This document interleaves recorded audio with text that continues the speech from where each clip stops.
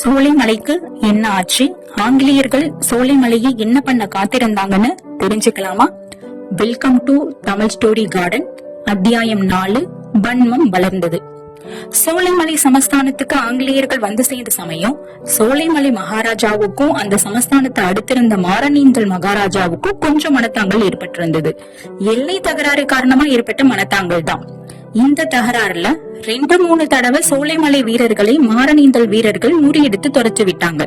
இதுக்கு முக்கிய காரணம் மாரணீந்தல் மகாராஜாவோட மூத்த புதல்வனான யுவ மகாராஜா உலகநாத சுந்தரபாண்டியன் தேவனோட துடுக்கும் அகம்பாவமும் தான் அப்படின்னு தெரிய வந்துச்சு.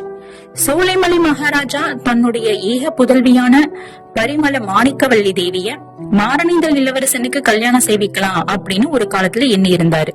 மாரணீந்தல் வம்சம் அந்தஸ்திலும் பூர்வீகத்திலும் சோலைமலை வம்சத்துக்கு கொஞ்சம் தாழ்ந்ததா இருந்தாலும் பக்கத்து சமஸ்தானமா இருக்கிறதுனால தம் உயிருக்கு உயிரான அருமை புதல்வியை அடிக்கடி பார்ப்பதற்கு வசதியா இருக்கும் அப்படிங்கிற அந்தரங்க ஆசையால இந்த யோசனை அவரோட மனதில் இருந்தது. ஆனா அந்த எண்ணம் எல்லாம் இப்போது அடியோடு மாறிவிட்டது. தான் அருமை மகள் வாழ்நாள் எல்லாம் கண்ணகியாவே இருக்க நேர்ந்தாலும் சோலைமலை சமஸ்தானம் சந்ததியின்றி அழிஞ்சு போனாலும் சரி, மாரணீந்தல் இளவரசனுக்கு அவளை மனம் செய்து கொடுப்பதில்லை அப்படின்னு தீர்மானத்துல இருந்தாரு. தம்மை அவமதித்த மாரணீந்தல் மகாராஜாவையும் அவருடைய மகனையும் பழிக்கு பழி வாங்கி அந்த வம்சத்தையே பூண்டோடு அழைத்து விட வேண்டும் அப்படிங்கிற வன்மம் அவர் மனதுல தோன்றி வைரம் பாஞ்சி நாளுக்கு நாள் வளர்ந்துகிட்டே போனது. மாரணீந்தல் சமஸ்தானத்தை பத்தி சோலைமலை மகாராஜாவோட இந்த மனநிலையை தெரிஞ்சுக்கிட்ட அவருடைய வெள்ளைக்கார சிநேகிதர்கள் கொஞ்சம் கொஞ்சமா அந்த வன்மத்துக்கு தூபம் போட்டு வளர்த்தாங்க. மாரணீந்தல பழித்தீக்க தங்களுடைய உதவியை அளிக்கவும் முன் வந்தாங்க.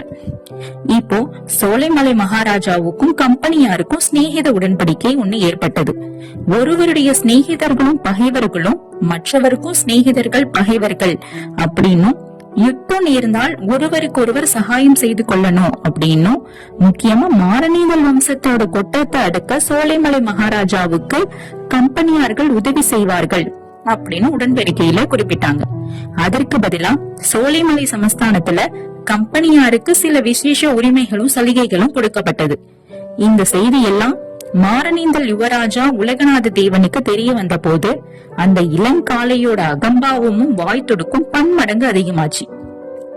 சோலைமலை ராஜாவை பத்தி அவன் 4 பேர் முன்னிலையில பகிரங்கமா அவதூறு சொல்லவும் பரிகாசமா பேசவும் ஆரம்பிச்சான்.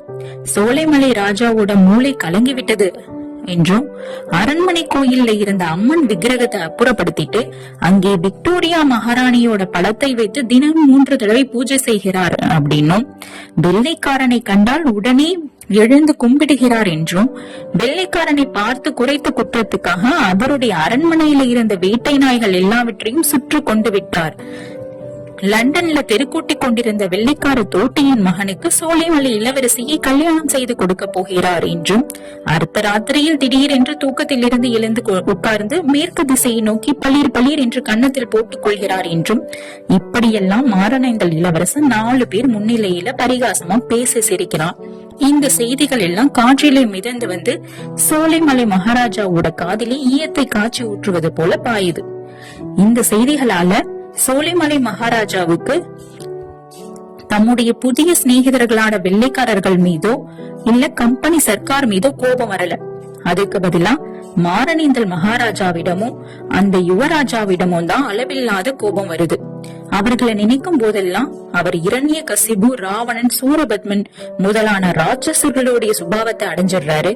அவர்களை கண்டம் துண்டமா வெட்டி கொன்னு தின்னிடணும் அப்படிங்கிற அளவு கடந்து வெறி கொள்ள தொடங்குறாரு. உரிய காலத்துல சோலைமலை மகாராஜாவுக்கு தமது மனோரதத்தை நிறைவேற்றிக் கொள்வதற்கான ஒரு சந்தர்ப்பம் கிடைக்குது. ஏதோ ஒரு விஷயத்துக்காக கம்பெனியாரோட படைகள் மாரணீந்தல் கோட்டையை தாக்குது. அந்த படைகள்ல சோலைமலை படையும் இருக்கு அப்படின்னு சொல்ல வேண்டியதில்லை. மாரணீந்தல் வீரர்கள் கோட்டைக்குள்ள இருந்து ரொம்ப ஒப்பற்ற வீரத்தோட போர் புரிகிறாங்க. ஆனாலும் கம்பெனிக்காரர்கள் கொண்டு வந்த நெருப்பை கக்கும் பீரங்கிகளுக்கு முன்னால் எந்த கூட்டையும் அதிக காலம் தாக்குப்பிடித்து நிற்க முடியாது. எத்தகைய வீரர்களும் எதிர்த்து நிற்க முடியல. கோட்டை விழுந்து விடுவதற்கு முன்னால மாரணீந்தல் மகாராஜா தன்னோட மூத்த புதல்வனான இளவரசனை கூப்பிட்டு குழந்தாய், இனிமேல் நம்பிக்கைக்கு இடமில்லை. மாரணீந்தல் வம்சம் விளங்குவதற்கு நீ ஒருவனாவது பிழைத்திருக்க வேண்டும். கோட்டையின் ரகசிய வழியின் மூலமாக தப்பி ஓடி சில காலம் தலைவரமாக இருந்து கொள். தக்க சந்தர்ப்பம் பார்த்து அந்த சோலைமலை ராட்சசனையும் அவனுக்கு துணியாக வந்த அந்த வெள்ளை மூஞ்சி குரங்குகளையும் பழிவாங்கு இப்படின்னு சொல்லி அவன்கிட்ட இருந்து வாக்குறுதி வாங்கிக்கிறாரு.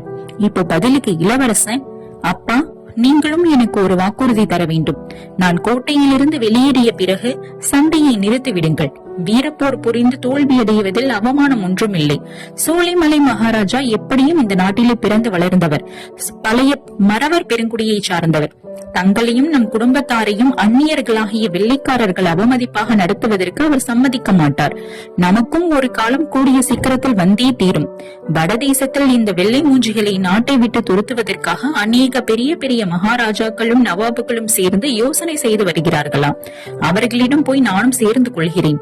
பெரிய படை சேர்த்து கொண்டு திரும்பி வருகிறேன். அதுவரையில் தாங்கள் பொறுமையுடன் இருக்க வேண்டும் அப்படின்னு கேட்டுக்கிறான். தந்தை அதற்கு சரியான பதில் சொல்லாம, சமயோஜிதம் போல் பார்த்துக் கொள்கிறேன். எங்களை பற்றி கவலைப்படாதே, நீ உடனே புறப்படு அப்படின்னு சொல்றாரு. வெளிநாட்டிலிருந்து வந்த பகைவர்களாவது தயவு தாட்சியம் காட்டுவார்கள். உள்ளூர் பகைவர்களிடம் சிறிதும் கருணையை எதிர்பார்க்க முடியாது அப்படிங்கிற உண்மைய வயது முதிர்ந்த மாரணீந்தல் மகாராஜா தெரிந்திருந்தார். ஆனா அந்த சமயம் அத பத்தி தன்னோட குமாரனிடம் வாக்குவாதம் செய்ய அவர் விரும்பல. மாரணீந்தல் இளவரசன் கோட்டையோட ரகசிய வழியா அன்று இரவே வெளியேறினான்.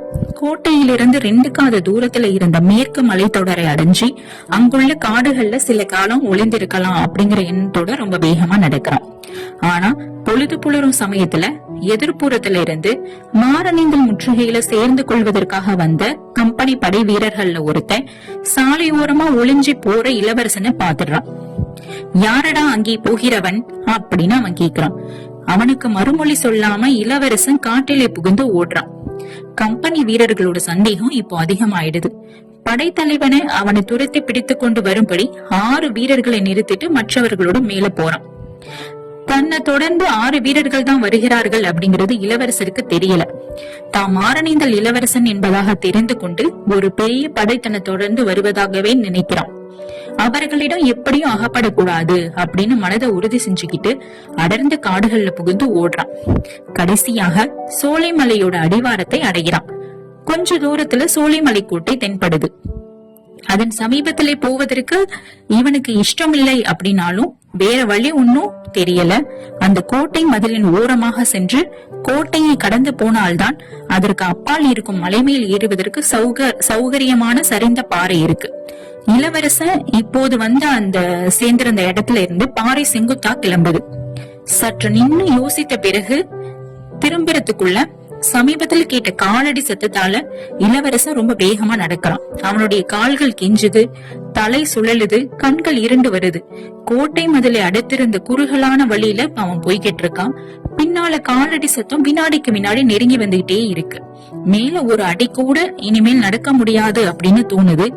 ஒரு பக்கம் கோட்டை சுவரும் மற்றொரு பக்கம் கிடுகுடு பள்ளமுமாக இருந்த அந்த குறுகிய பாதையில அந்த பக்கம் இந்த பக்கம் நகர்வதற்கோ தப்புவதற்கோ வழியே இல்ல. வேட்டை நாய்களை போல் தன்னை துரத்தி கொண்டு வரும் எதிரி வீரர்களிடம் அகப்பட்டு கொள்ள வேண்டியதுதான் அப்படின்னு அவன் நினைக்கிறான். இப்போ மாரணீந்தல் இளவரசன் ஆங்கிலேய படை வீரர்கள்ட்ட அகப்பட்டானா, இல்ல சோலைமலை மதில் கோட்டை பக்கத்துல போனதுனால சோலைமலை மகாராஜா கிட்ட மாட்டிக்கிட்டானா? மாரணீந்தல் இளவரசன் எப்படி இந்த இக்கட்டான சூழ்நிலையில இருந்து தப்பிக்க போறான் தெரிஞ்சுக்கலாம் அத்தியாயம் 5. அத்தியாயம் 5 உங்களை சந்திக்கிறேன். இந்த கதையோட அடுத்தடுத்த அத்தியாயங்களை கேட்கறதுக்கு எங்க சேனலை ஃபாலோ பண்ணுங்க. தேங்க்யூ.